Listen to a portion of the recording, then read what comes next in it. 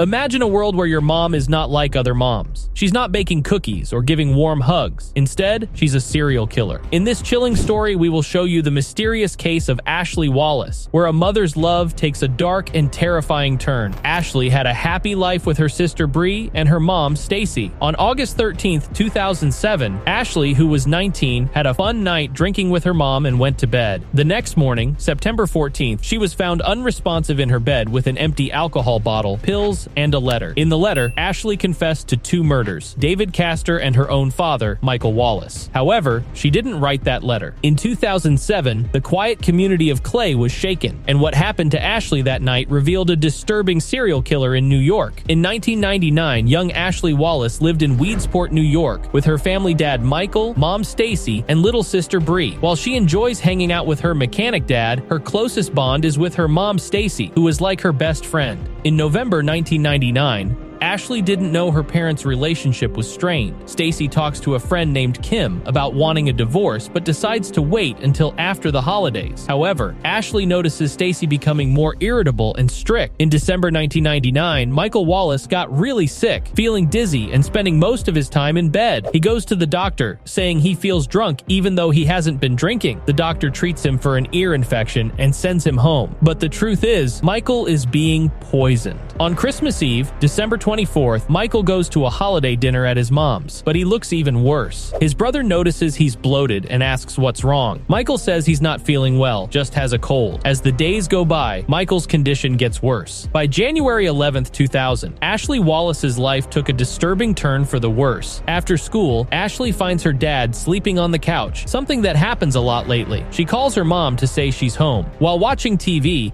she hears her dad make a weird noise and then stop moving. Ashley goes to get her sister Stacy, who arrives just in time to take their dad to the doctor. When they come back, Ashley sees that her dad's feet are purple. They rush him to the hospital, but the doctors can't save him. It seems he had a heart attack. Ashley wishes she knew how serious it was when she spent time with him. But when asked about doing an autopsy, Stacy says no. Looking at her, Rosie heard Stacy say that Michael wouldn't have liked surgery. Stacy believed Michael would want them to relax, enjoy a beer, and have a good time instead of mourning. Rosie never understood why Stacy didn't cry, thinking it might be to shield her and her sister from seeing her upset. The details of Michael's death remained a secret with him. Stacy Wallace, now a widowed mother of 2 girls, inherited a $55,000 life insurance payout. Using the money to renovate her house, Stacy took her daughters to Disney World and reverted to being the fun mom Ashley remembered. However, something changed as Stacy began chatting online and started distancing herself from her role as a mom. In 2001, 1 year later, in Liverpool, New York, David Castor led a successful life as the owner of a thriving heating company. After a recent divorce, he enjoyed a comfortable lifestyle. David quickly shares his life with Stacy Wallace, whom he sees as a caring mom to 2 little girls. Ashley and Bree don't like David initially because they don't want their dad replaced. Eventually, David and Stacy marry in 2003, surprising everyone as no one from David's family, not even his son, is invited. The couple moves to Liverpool, improving Stacy's lifestyle. Despite the couple being happy, Ashley and Bree dislike David as their stepdad. Over time, David bonds with the girls, and as Ashley graduates, she doesn't yet realize how proud her stepdad is of her. At the graduation party, he looked so happy, like a proud dad. But as Ashley and David got closer, things went downhill. Stacy and David started fighting a lot. 2 years into their marriage, on August 22, 2005, a disturbing 911 call came in. Stacy explained that after a 7-hour argument the night before, David, who was drunk, locked himself in the bedroom. The police arrived, broke in, and found David dead, seemingly from drinking antifreeze. It looked like he took his own life, but something felt off. In the kitchen trash, they found a turkey baster with green fluid. Why would that be there if he locked himself in the bedroom? Stacy called Ashley, upset, sharing the news of David's death. Ashley, losing a second father figure, was devastated. Little did she know how dangerous her mother really was. A wife who kills her husband is often called a black widow. Stacy Castor took things to a whole new level. While they were still figuring out how David died, Stacy was walking around freely. When David's will was read, it turned out he left everything to Stacy: his company, his house, and all his cars. Surprisingly, there was nothing for his own son, David Jr. David Jr. couldn't believe his name wasn't even mentioned. He felt like his father didn't like him at all. Stacy then started taking David Jr. and his sister on trips, spending time and money on them, trying to be their friend again.